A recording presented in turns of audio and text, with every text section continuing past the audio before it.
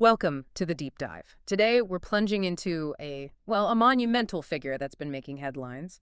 22 billion. 22 billion. It's a huge number. It really is. And that's the investment Microsoft is apparently earmarking for the UK's AI sector. Yeah. But it's not just a standalone thing, is it? No, not at all. It's actually part of something much bigger. This collective effort some are calling the tech prosperity deal. Right. So we're looking at this unprecedented wave of capital coming into the UK. It feels like it could seriously reshape the UK's tech landscape. Absolutely. And, maybe impact the global race for AI supremacy too. So for our deep dive today, what are we drawing on? What's the source material look like? Well, we've got a good stack, actually. Recent articles, official government announcements, company statements.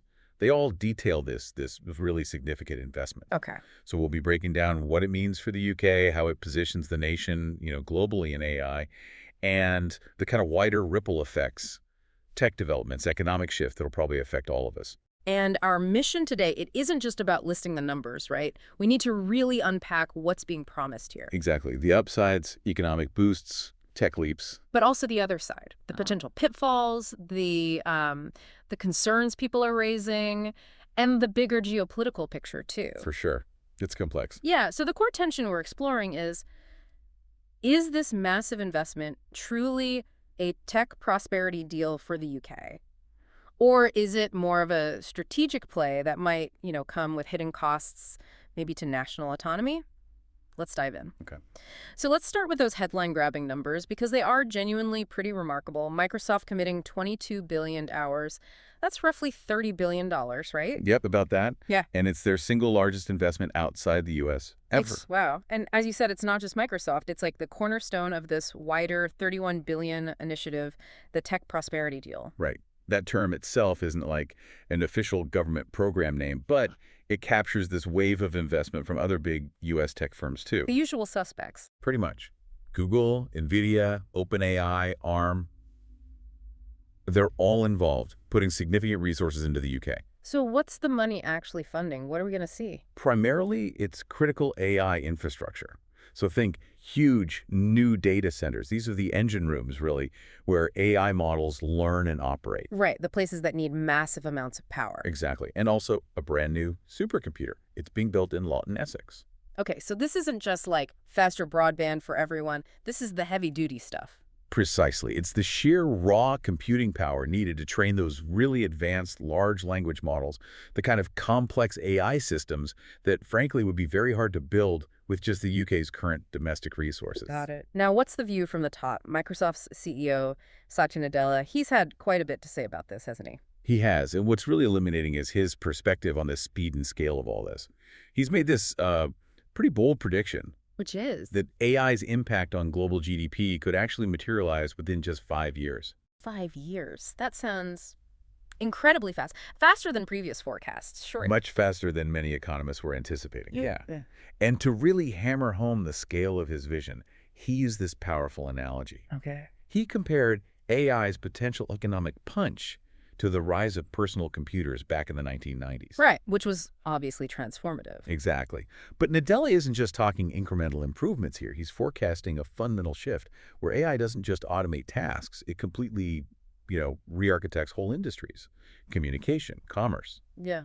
like the internet did. Okay, so a paradigm shift. Yes, but potentially happening at an even faster, almost dizzying pace. That's the implication. That is a truly ambitious timeline, 5 years for that kind of global GDP impact. I mean, I have to push back a little, though. 5 years just sounds incredibly aggressive. Think about how long it takes for society to really adopt new tech. That's fair. It is aggressive. So what are the biggest hurdles to actually hitting that kind of GDP impact so quickly? And what should we be watching for to see if it's, really happening or if it's more just aspirational talk? That's a crucial question. And yeah, there are several factors. It's not just about having the tech, achieving that 5-year vision. It really hinges on rapid adoption across loads of different industries. Right. You also need supportive regulatory frameworks. And even just the basic infrastructure readiness beyond the tech itself. Like everything from widespread digital literacy, getting people comfortable using these tools, right up to the sheer capacity of the power grid to actually sustain these massive data centers we talked about. Okay, that makes sense. Nadella's optimism, I think, acknowledges these hurdles, but it bets on this almost unprecedented speed of integration. As for signs to watch for, we need to see more than just pilot projects. Yeah. We need sustained, widespread use of AI tools that genuinely boost productivity across different sectors, not just inside the tech companies themselves. And speaking of the power grid, that leads us straight to a very immediate, very practical worry: energy consumption. The elephant in the room for AI, definitely. Nadella himself acknowledged AI uses a huge amount of energy. It's a massive challenge. But his argument is that the benefits in healthcare, public services, overall productivity will significantly outweigh these costs. He did argue that strongly, sort of a necessary trade-off in his view for transformational progress. And he had another point about the grid too, didn't he? Yes, absolutely. He emphasized that investing in these data centers isn't just about powering AI. He sees it as indirectly helping to modernize the UK's whole power grid, a kind of dual benefit. How so? Well, his view is that these massive facilities, because they need significant power upgrades, they actually become catalysts for broader infrastructure improvements. Ah, okay. So they force the upgrades. Pretty much. So it's not just fueling the fancy new tech, it's also, kind of by necessity, upgrading foundational national infrastructure. And that could have positive effects way beyond just the tech sector. Okay, so that's Microsoft's huge commitment and Nadella's very bold vision. But, like we said, a deal this big rarely happens in isolation. Who else is involved in this wider tech prosperity deal? Well, exactly. It's not just a Microsoft show. This tech prosperity deal umbrella covers several other major commitments. Google, for instance. What are they doing? They're putting in a substantial $5 billion of their own, again, into AI research and infrastructure here in the UK. Okay, $5 billion from Google. Who else? Then there's Nvidia. They're, really at the sharp end of AI processing hardware. They're committing up to $11 billion. $11 billion, wow. Yeah, and they've described it pretty boldly as the largest AI infrastructure rollout in UK history, which certainly gives you a sense of the scale we're talking about. In OpenAI, the ChatGPT folks. They're involved too. They've announced something called Stargate UK. It's a data center project up in Northumberland. Stargate UK sounds impressive. It is, and it's a collaboration with Nvidia, ARM, and another company called Nescale. But it's worth noting while it's significant for the UK. It's not the big Stargate. Exactly. It's on a smaller scale compared to OpenAI's truly massive, almost unbelievable $500 billion Stargate project they're planning back in the U.S. Right. So it shows maybe differentiated levels of investment. Right. Context is key. And what about the UK government's role in all this? Are they just watching this happen? No, definitely not passive recipients. If we connect this to the bigger picture, the government's actively involved. Chancellor Rachel Reeves recently opened a $735 million data center in Hertfordshire, specifically as part of this broader deal. Okay, so direct government participation. Yeah, it really underlines their commitment and shows this is meant to be a partnership, not just foreign companies setting up shop on their own. And the government's reaction seems, well, extremely enthusiastic. Palpable enthusiasm, yes. Prime Minister Keir Starmer went so far as to call it a generational step change in U.S.-UK relations. A generational step change, that's strong language, highlighting the economic and diplomatic side. Exactly. And the government is forecasting some pretty big benefits from all this investment. Like what? Jobs. Over 5,000 highly skilled jobs, they predict. Plus, higher incomes generally, and economic growth that's meant to spread across the UK, not just pool in London.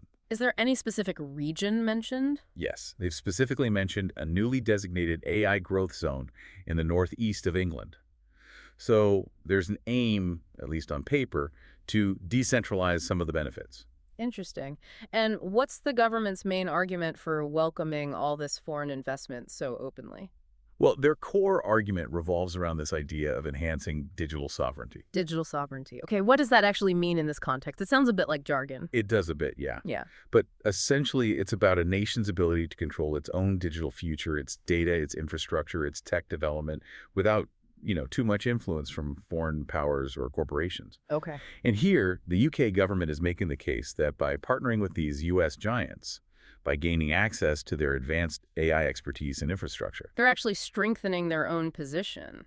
That's the argument.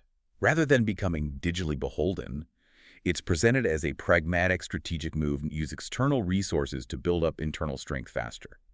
Kind of betting that codependence can actually be a form of empowerment. in this global tech race. Mm. But, as we're about to discuss, it definitely raises questions about who's ultimately calling the shots. That idea of gaining sovereignty through foreign investment, it does sound almost contradictory, doesn't it? It's definitely a point of debate. Okay, let's pivot then.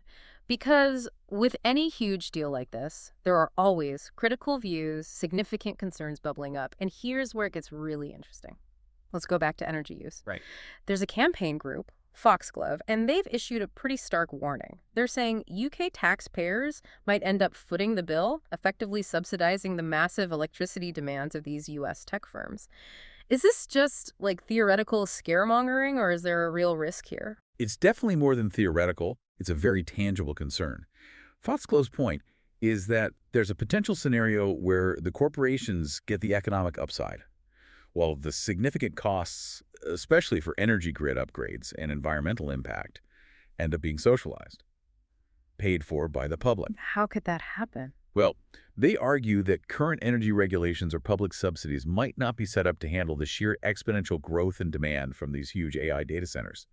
If the UK grid needs major, rapid upgrades to cope, and the tech giants don't bear the full cost. Then taxpayers could end up subsidizing a key part of their operations. Exactly, effectively blurring that line between private profit and public burden. It's a serious point. And that feeds into the bigger question about control, doesn't it? Critics are genuinely worried the UK is basically handing over too much control of its digital future to American corporations. This really is the crux of the digital sovereignty debate. If the core infrastructure, the data centers, the supercomputers processing UK data and driving future innovation is mostly owned and run by US companies, what does that actually mean for genuine sovereignty? Is the UK really strengthening its hand, or just creating a new kind of dependency? Well, you've hit the nail on the head. On one side, the government argues getting access to this cutting-edge tech, which the UK probably couldn't build as quickly or cheaply itself, is empowering. It stops the UK from falling behind in the AI race. Okay, the better in than out argument. Kind of, but on the other side, critics say relying on foreign firms for this core digital backbone could mean a real lack of autonomy down the line. In what way? They worry that maybe in times of geopolitical friction or even just commercial disagreements, the UK could find itself vulnerable. Decisions made in boardrooms thousands of miles away or even subject to foreign laws like the U.S. Cloud Act could suddenly impact UK operations. Right, so it's this very real tension, immediate tech advancement versus long-term national control. Exactly that, a difficult balancing act. And it's not just control or energy. There are also these, well, pretty standard economic bubble fears, aren't there? Even Nadella himself, despite all the optimism. He admitted it, yeah. He admitted that all technologies go through booms and busts. Now, he insists AI will deliver lasting benefits, but just acknowledging that possibility hints at the risks involved with such rapid, massive investment. We've seen tech bubbles burst before, causing real economic pain. What sort of signals might suggest this AI investment wave could lead to an overvalued market, or at least a kind of painful correction later on, even if AI is ultimately transformative? That's a crucial point, and Nadella's comment is quite telling. The worry isn't necessarily that AI itself is a bubble, like the technology has no value. It's more that the valuation of companies and the sheer speed of investment might be getting ahead of the actual immediate economic returns. So hype outpacing reality. Potentially, yeah. Signs of an overheating market? Yeah. You might look for, say, loads of unprofitable AI startups raising crazy amounts of money, or investors piling in out of FOMO, fear of missing out, driving valuations way beyond fundamentals. Or maybe a sudden surge in mergers and acquisitions at really inflated prices. Okay. While AI's long-term potential seems solid, the short to medium term, yeah, you could definitely see a bust phase. Market corrections happen as the tech matures and the initial hype cools down. The big question then is how resilient the UK strategy would be if that correction happens. And then there's the issue that's probably top of mind for many ordinary people, job security. Ah, yes, the elephant in the room. Microsoft, as we mentioned, despite record sales this year, has still cut thousands of staff globally. That seems to send a mixed message, doesn't it? It raises serious questions about how AI adoption will actually reshape the workforce. It does. The government promises over 5,000 new high-skilled jobs, which sounds great. But how confident can we really be that those gains will offset the potential job losses in other sectors, or even within these tech companies themselves as AI starts automating more tasks? This is probably one of the most difficult and contentious points. while the government highlights the creation of these high-skilled roles, AI engineers, data scientists, etc. Which are definitely needed. Absolutely. But the overall nature of AI's impact on jobs is really complex. Automation, driven by AI, it can certainly displace roles, especially those that are routine or predictable. Right. And the new jobs created often need very different skills. That can lead to a mismatch in the workforce. Our sources definitely highlight this broader anxiety about the future of many traditional roles, even while new ones are emerging. So the challenge is reskilling. It's a huge part of it. Reskilling the existing workforce fast enough to meet these new demands. And also ensuring that the economic benefits from all this increased productivity are actually shared broadly and don't just, worsen income inequality or lead to big pockets of unemployment in certain industries. And Microsoft's own layoffs, even with record revenue. It serves as a pretty stark reminder, doesn't it? Efficiency gains, which AI promises, often do come hand in hand with workforce adjustments. It's naive to think otherwise. Yeah. And it's worth adding some broader economic context here, too, as a sort of counterpoint to all the AI hype. Yeah, so. Opposition voices have pointed out that while AI investment is booming, other important industries they mentioned, the pharma giant Merck specifically, have actually delayed or even canceled UK projects recently. That's true. Which suggests the picture isn't universally rosy across the entire UK economy. While AI is pulling in huge amounts of capital, other sectors might be facing different pressures, perhaps due to things like lingering Brexit uncertainties or just general global economic headwinds. Absolutely. It gives us a much more balanced perspective. AI is clearly a huge magnet for investment right now, but that doesn't automatically lift the entire economy in the same way. Right. The decisions by companies like Merck show that the UK's overall investment climate is complex, influenced by lots of factors. AI is significant, yes, but it's not some magic bullet for every economic challenge. It underlines the need for a broader strategy, maybe. Exactly. A holistic economic strategy that supports a range of industries, not just putting all the eggs in the hyper-growth tech basket. Now, it's also really crucial to link this huge investment to the bigger geopolitical stage. Definitely. The source material notes that former U.S. President Donald Trump consistently talked about his policy of exporting American AI to allies and partners. This wasn't just about business, was it? It was framed as a strategy. Absolutely. A strategy to ensure U.S. dominance in the global AI race. It's pure techno-geopolitics. So, by exporting American AI, the U.S. is essentially trying to build this kind of tech alliance, ensuring its own AI ecosystem stays dominant worldwide, and maybe setting the standards, limiting rivals. That's precisely the interpretation, and the UK deal fits perfectly into that picture. It's a key piece on that strategic chessboard. So this deal strengthens the U.S.-UK strategic partnership, not just in AI. Yes, clearly. It reinforces ties not just in AI, but also in other critical areas like quantum computing and even nuclear power. It points to a much broader alliance, a sort of concerted effort to maintain a competitive edge together in these vital future technologies. Like a technology block. Almost, yeah. Yeah. It's a statement about shared strategic interests. For the UK, it's not just about getting economic benefits. It's about aligning itself closely with a major global power's vision for how technology will be governed and secured in the future. And it definitely signals to other countries where alliances are forming in this rapidly evolving AI landscape. Okay. And just to wrap up this section, there was that slightly lighter human interest anecdote about Satya Nadella. Ah, yes, the Copilot story. Right. He apparently used Microsoft's AI Copilot tool to help him decide what to wear for the royal state banquet. He did. It's a fun example. It is, but it also kind of perfectly demonstrates AI's reach, doesn't it? From shaping massive global strategy right down to, well, everyday decisions. Or maybe not every day for most of us, but you know what I mean. Exactly. It shows how AI is becoming embedded across this incredibly wide spectrum of life, from the really monumental stuff down to the surprisingly mundane, even for a top CEO. It's weaving itself into the fabric of everything. So we've covered a lot of ground today. We've looked at the incredible promise of this massive AI investment in the UK, the sheer scale of the money, the vision for a transformed, super productive future. But we've also really tried to balance that against the significant risks and dependencies it brings. The energy use, the fears about relying too much on foreign tech, the very real questions about jobs. Yeah, we've seen how this tech prosperity deal is both this huge opportunity, but also a very deliberate strategic calculation with potential downsides. So just to sum up the key takeaways for everyone listening. Sure. I think first, just the record-breaking scale of the investment. Microsoft leading this $31 billion wave that promises a big infrastructure boom in the UK. Second, the undeniable economic promise, thousands of jobs, potential GDP growth, maybe faster than we thought. Yep. But third, that's set against these stark concerns.